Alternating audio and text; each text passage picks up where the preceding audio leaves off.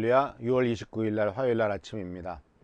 어제 이어서 오늘은 예수님께서 선언하셨던 바로 어제 말씀 본문의 같은 말씀을 보면서 다시 한번 깊은 생각을 해보도록 하겠습니다. 예수께서 시몬을 보고 말씀하셨죠. 너는 요한의 아들 시몬이구나. 이제 너는 게바라고 불릴 것이다. 너는 이제 게바라고 불릴 것이다. 이제 너는 베드로라고 불리울 것이다.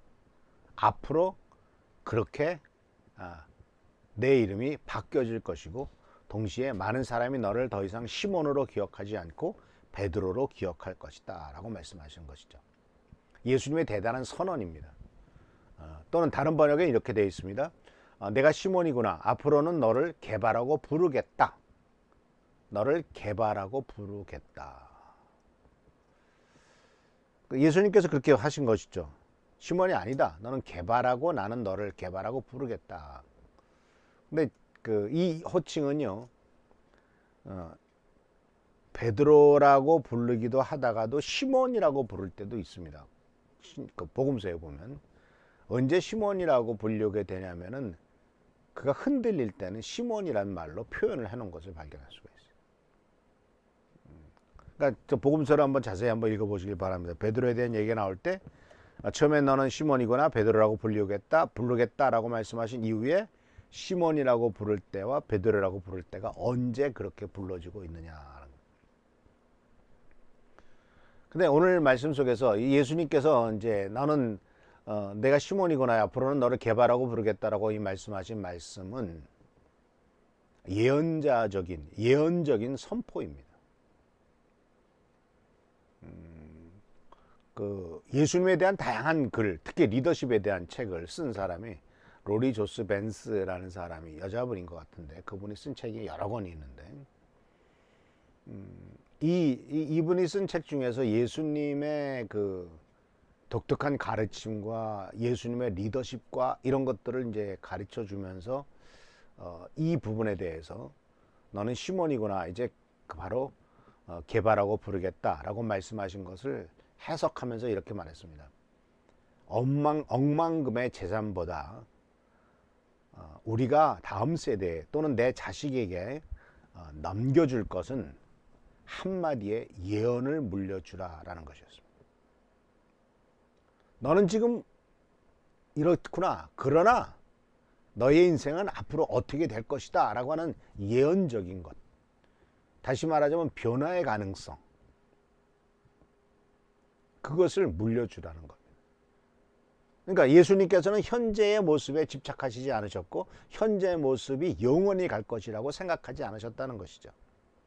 많은 사람들은 현재의 부정적인 모습을 보면은 그 현재 부정적인 모습이 마치 죽을 때까지 계속 그 사람이 그렇게 부정적인 어렵고 힘든 또는 모자른 그러한 상황 속에서 평생 동안 그렇게 갈 것이라고 착각을 한단 말이에요. 또는 거꾸로도 생각할 수가 있습니다. 아주 어렸을 때 만나는데 그때 정말 콧질질이고 문제가 많고 어려운 상황에 있었던 아이였단 말이에요. 자기는 그것보다 훨씬 더 높은 상황, 좋은 상황 속에 있었고 그러고 잊어버렸어요. 그러고 나서 한 20년 있다 만났을 때 그 만났을 때 생각은 20년 전에 별 볼 일 없었던 존재라고 하는 개념을 갖고 그대로 대할 수도 있다는 얘기죠. 아니 너 학교 다닐 때 그랬잖아. 학교 다닐 때 그랬을지 모르죠. 그러나 20년 뒤에 지금은 완전히 다른 존재가 됐을 것 아닙니까?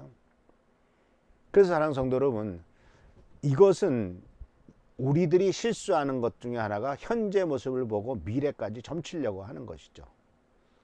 그러나 이 미래는 어떻게 변할지 모르지 않습니까? 그러나 하나님께서는 현재 모습을 보고 얘기하는 것이 아니라 하나님의 은혜 안에서 변화된 사람이 미래에는 어떻게 될 것이라는 것을 먼저 보시면서 그 미래의 예언을 현재로 끌어들이는 것 아닙니까?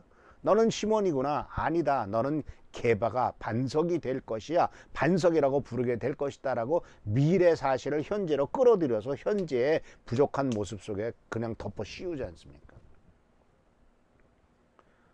그래서 변화와 가능성을 주님은 절대적으로 인정하고 계시다는 것이죠.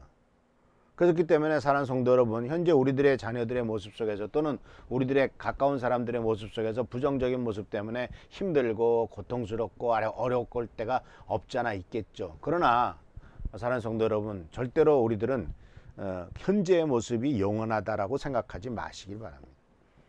예수님께서도 우리들을 보실 때 현재 부정적인 모습 또는 죄인된 모습을 갖고 그대로 현재의 모습에 그대로 영원히 고착되어 올 것이라고 생각하시지는 않으셨습니다. 그래서 예수님께서는 이렇게 말씀하신 것은 이제 주님의 약속입니다. 내가 너를 베드로라고 부르겠다라는 말씀은 내가 너를 베드로로 만들겠다라는 뜻이 있는 겁니다. 동시에 내가 너를 베드로로 만들 때까지 참고 기다리겠다라는 뜻도 있고, 내가 너를 베드로로 만들 때까지 너를 버리지 않고 끝까지 그게 되도록 도와주겠다라는 뜻도 있는 것이죠. 그래서 이것은 바로 주님께서 절대로 포기하지 않겠다는 언질이기도 합니다. 자, 베드로는 예수님으로부터 많은 책망도 듣기도 하고 예수님을 3번이나 모른다 하기도 하고 실수투성이에요. 근데 실수투성인데도 예수님은 베드로를 버리지 않습니다. 그 실수한 그 순간의 모습에 대해서는 엄청 책망을 하시고 그 부분에 대해서는 돌이키도록 회개하도록 만드시고 그 부분에서 벗어나게 하시지, 그 부분만 갖고 나머지 모든 것들을, 그 나머지 시간들, 앞으로 먼 기간, 먼 훗날의 시간까지 한꺼번에 뭉뚱그려서 싸잡아 가지고 너는 이런 존재야 라고, 너는 끝났어 라고 말씀하시지 않는다는 거죠.